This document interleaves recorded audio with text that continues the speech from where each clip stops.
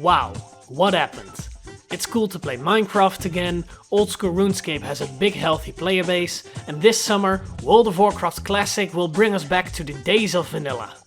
Did the Earth move through a wormhole back to the 2000s, or are we all just trying to wallow in our carefree bliss of the past in a desperate attempt to escape the frightening uncertainty of our future? Regardless, this summer I will finally have the ability to explore the lands of Azeroth as they were back in the day. The lands that my parents forbid me from traveling because of some news articles that said that WoW was addictive and basically heroin. I've only played up to level 40 on a Wrath of the Lich King private server, so it's safe to say that I've only scratched the surface of this game.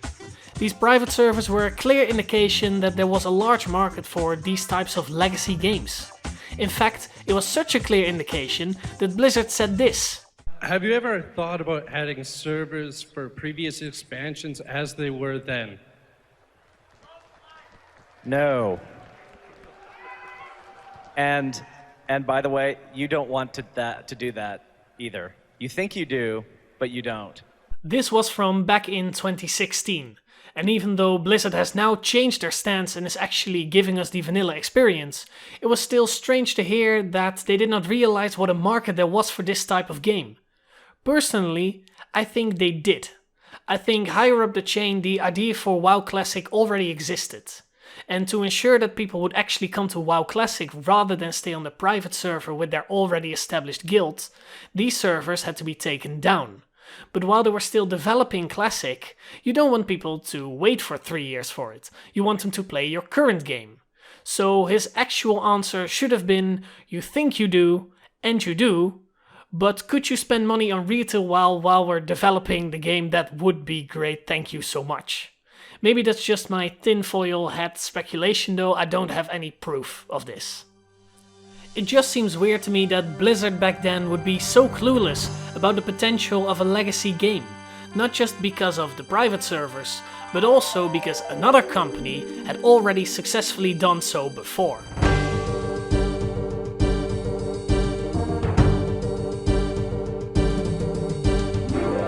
In 2013, Jagex released Old School Runescape, a version of the game that ran on a backup they had from 2007.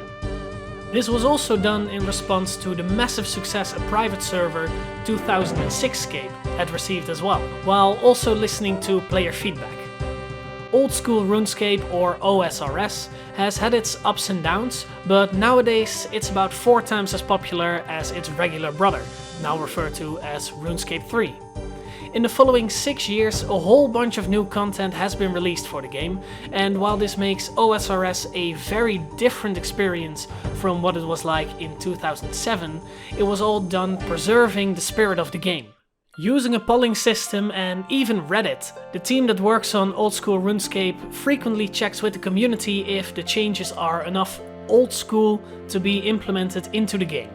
Now maybe you think that Blizzard was actually ignorant of the market back in 2016 when they said that we didn't want legacy games.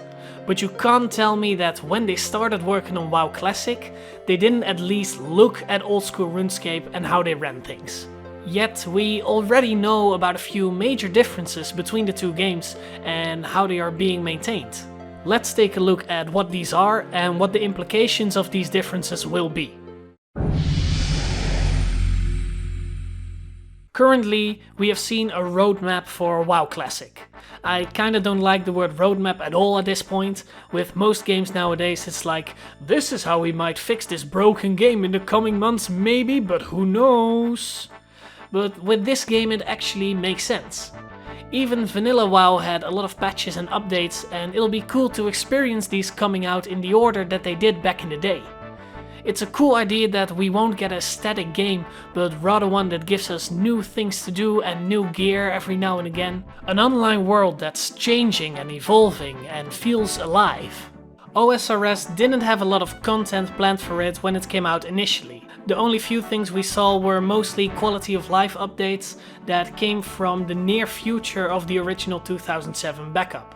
That means, for example, the Grand Exchange, which is like the auction house in World of Warcraft.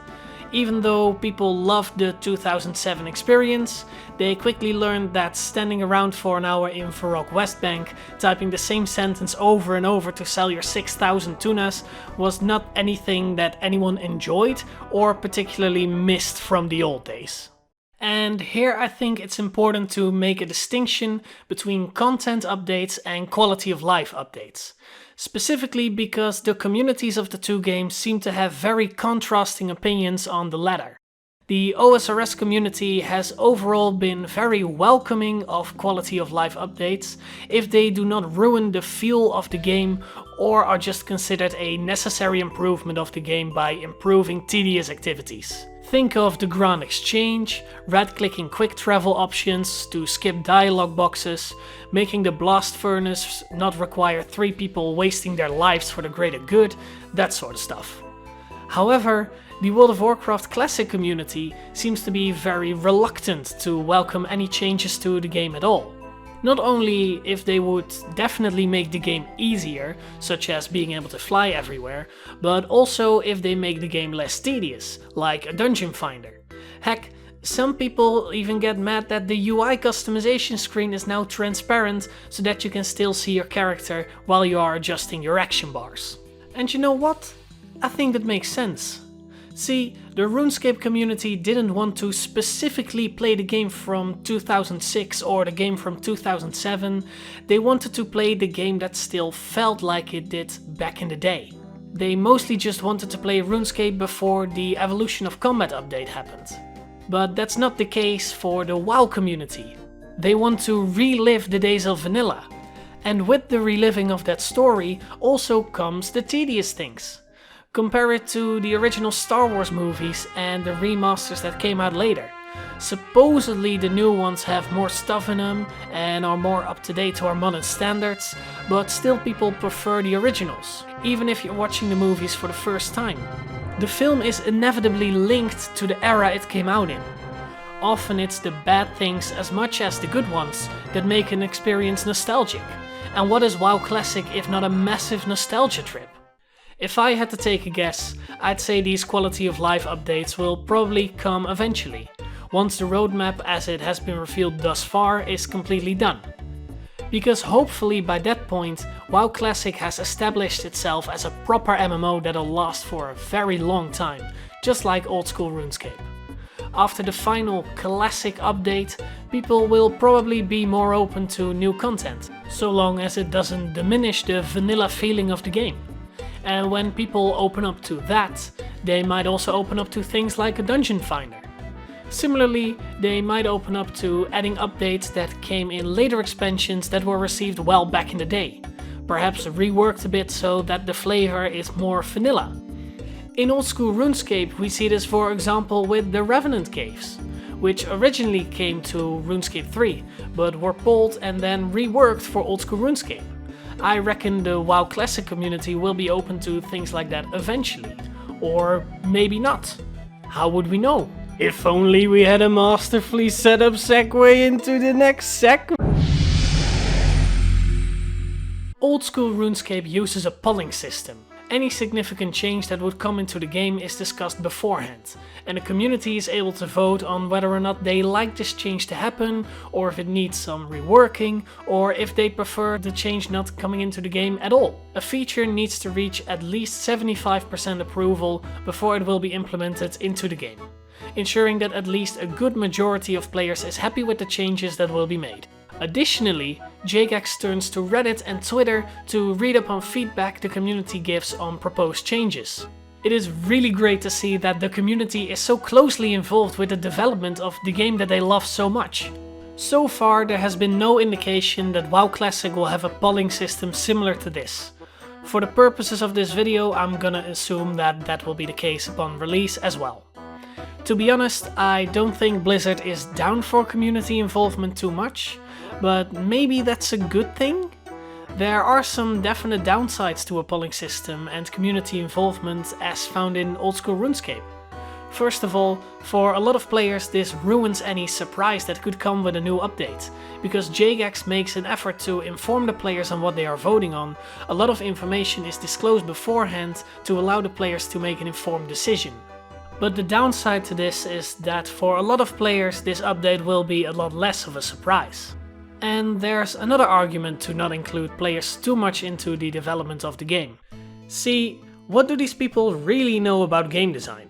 They didn't study game design. They probably like to think they're experts because they watch extra credits every week, but when point comes to poll, at the end of the day, they're probably just some English teacher somewhere or some other random yahoo that doesn't know the first thing about game design. I'm one of those people, I should add that I'm one of those people as well. Like hell I am. Actually, I know everything about everything. And here's why. Today, we're making Wizard's Mind Bomb, baby. Welcome to Casual Brewing with Fostus. It's alcohol-free beer. Don't worry about it, YouTube. Don't make this video like I'm struggling for views as it is. So please don't make this any worse. That's the perfect pour.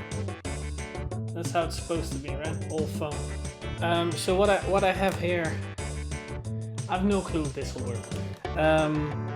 It's food coloring. Let's do some fucking ASMR. There you go. Do you feel relaxed yet? Are you ready to fall asleep? Well, don't, because we're making Wizard's Mind Bomb, baby. We're gonna boost our magic level and our intellect. I assume that's correlated. Alright, let's just see what happens. Let's just see what happens if we. Oh, that's. Should I get like a spoon? Put in.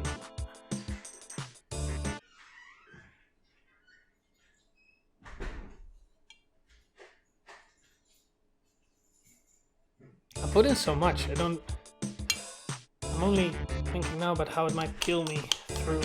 Oh, look at that. Oh, there we go. There we go. That's beautiful. Look at that.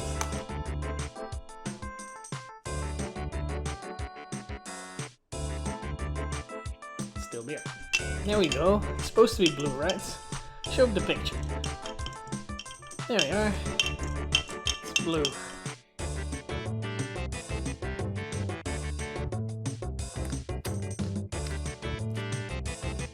With this, my IQ will reach levels the likes of which the world has never seen.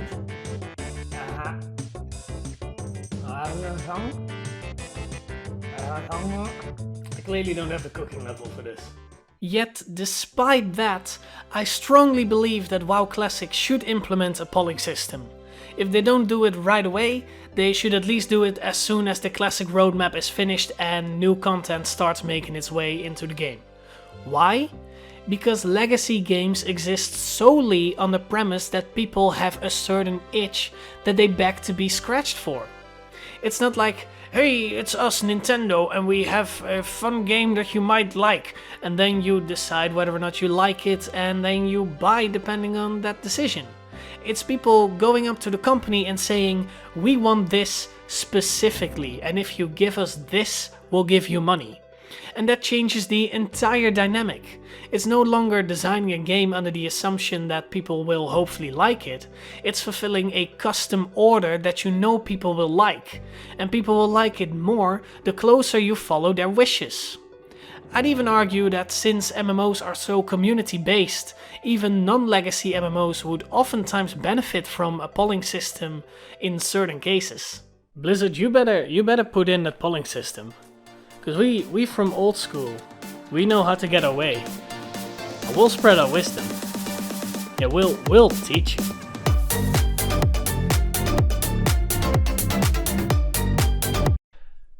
I don't really have like a bridge or a segue into the next segment. I don't really know what to do with this time.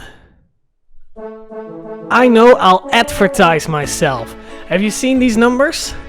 Have you seen them? You think I can come home with these numbers? You think I can say, Mom, I'll come home. Mom will say, oh, how's that thing going? You quit uni, right? You quit uni to do fucking YouTube. Oh, that's going great, Mom. Yeah, I have 46 subscribers now, so I basically make enough money to live under a bridge in a small box, as long as it's only in the weekends. What am I doing here, standing like a fucking stand-up comedian? And what's the deal with my subscriber count? Said only awesome people subscribe, and apparently it is only 46 awesome people in the world. Or will you prove me wrong?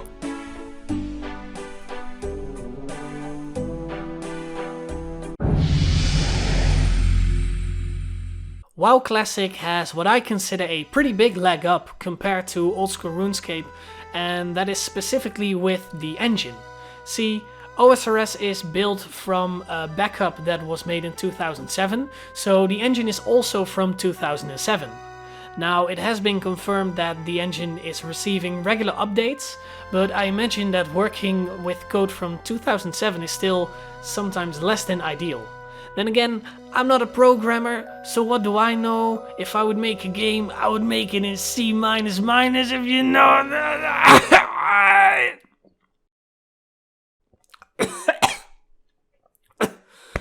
I'm actually dying. With WoW Vanilla being released in 2004, that would be even worse, I imagine. Currently, they work with the modern systems that draw from the old databases, which has proven quite a challenge for them, but overall seems to be working. I think in the long run this will allow for a much smoother experience, especially if eventually new expansions will come out for Classic, and that'll make it so much easier to develop these new expansions and get them to work with more modern coding. So what did we learn today? We learned that even between the ages of 20 and 45, nerds are still just big children that refuse to leave their comfort zone. I hope that Blizzard takes a good look at Jagex's old school team and sees what lessons can be learned from them. They may not always do things perfectly over at Jagex, but they do manage to deliver a damn good game.